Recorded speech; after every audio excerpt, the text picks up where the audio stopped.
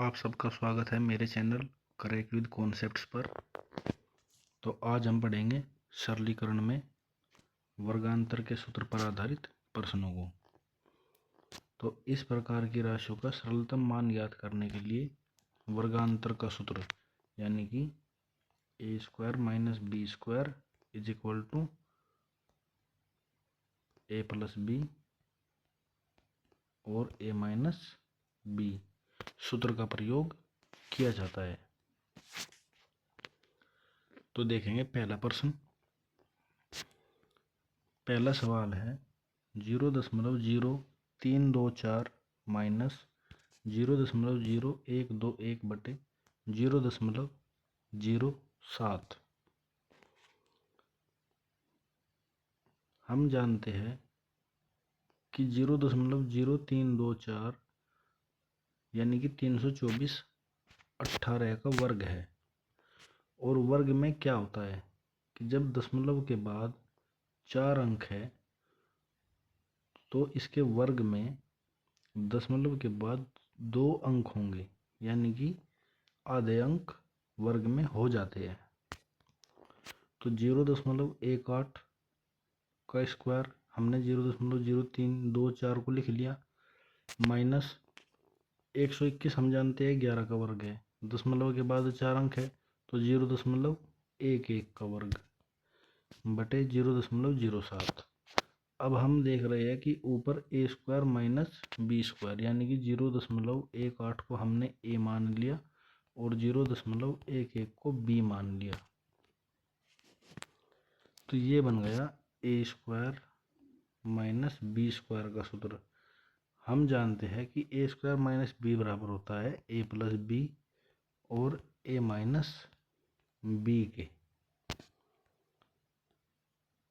तो ये हो जाएगा 0.18 माइनस 0.11 ब्रैकेट बंद और दूसरे ब्रैकेट में 0.18 प्लस 0.11। जब 0.18 में से 0.11 को घटाएंगे तो बचेगा 0.07 और जब 0.18 में 0.11 को जोड़ेंगे तो ये हो जाएगा 0.29।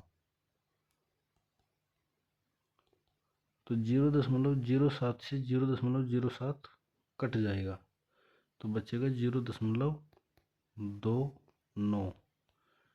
यही हमारा उत्तर होगा। अब देखते हैं दूसरा प्रश्न। दूसरा प्रश्न है 6.76 माइनस 2.25 बटे 1.1। अब 6.76 यानी कि हम जानते हैं कि 26 का वर्ग है 676। अब हम देख रहे हैं कि दशमलव के बाद 2 अंक है तो 26 में दशमलव के बाद 1 अंक रहेगा यानी कि 2.6 और 225 15 का वर्ग है। यहाँ पर भी दशमलव के बाद 2 अंक है तो 15 में हो जाएगा 1.5। तो ये हो जाएगा 2.6 का वर्ग माइनस 1.5 का वर्ग बटे 1.1। अब ये फिर से इसमें सूत्र बन गया ए स्क्वायर माइनस बी स्क्वायर। तो एक बार इसको जोड़ देंगे, एक बार घटा देंगे। तो जब 2.6 में से 1.5 घटाया तो बचा 1.1 और जब 2.6 में 1.5 जोड़ा तो बचा 4.1। तो इस 1.1 से ये 1.1 कट गया, बचा 4.1। 4.1 की गुना जब 1 में करेंगे तो आएगा 4.1। यही हमारा उत्तर होगा। अब देखते हैं तीसरा प्रश्न। तीसरा प्रश्न है 0.0064 माइनस 0.0016 बटे 0.08 माइनस 0.04। अब हम जानते हैं कि 64 जो है वो 8 का वर्ग है और दशमलव के बाद 4 संख्याएं हैं तो ये हो जाएगा 0.08 का वर्ग और 16 जो है वो 4 का वर्ग है और दशमलव के बाद 4 संख्याएं हैं तो दशमलव के बाद 2 संख्या यानी कि 4 का वर्ग हो जाएगा।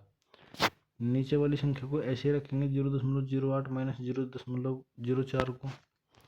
अब ये फिर से सूत्र बन गया ए स्क्वायर माइनस बी स्क्वायर का, तो एक बार इसको जोड़ देंगे और एक बार इसको घटा देंगे। अब हम देख रहे हैं कि ऊपर जो 0.08 माइनस 0.04 है वो बराबर है 0.08 माइनस 0.04 इस नीचे वाले के, तो इन दोनों से ये दोनों कट जाएगा। और जब 0.08 को 0.04 में जोड़ेंगे तो आएगा 0.12। यही हमारा उत्तर होगा। अब देखते हैं आज की क्लास का अंतिम प्रश्न। ये है 0.0256 माइनस 0.0169 बटे 0.16 माइनस 0.13। अब हम जानते हैं कि जो 256 है वो 16 का वर्ग होता है और 256 में दशमलव के बाद 4 अंक है, तो 0.16 का वर्ग हो जाएगा। और 169 13 का वर्ग होता है, तो 13 का वर्ग होता है तो दशमलव के बाद यहाँ पर भी 4 संख्या है, तो 0.13 ये 13 का वर्ग हो जाएगा। अब ये सूत्र बन गया ए स्क्वायर माइनस बी स्क्वायर का, ऊपर बीच में चिन्ह जो है वो माइनस का है, और नीचे दिया गया है 0.16 माइनस 0.13। तो एक बार हम इसको जोड़ देंगे और एक बार घटा देंगे, तो 0.16 माइनस 0.13 ब्रैकेट बंद, फिर अगले ब्रैकेट में 0.16 प्लस 0.13 बटे 0.16 माइनस 0.13 नीचे वाली संख्या को ऐसे रखा। तो ये 0.16 माइनस 0.13 ये ऊपर वाला और नीचे वाला सेम है, तो ये दोनों आपस में कट जाएंगे, क्योंकि ये भाग में हो ये गुना में है, तो ये इसलिए आपस में कट जाते हैं।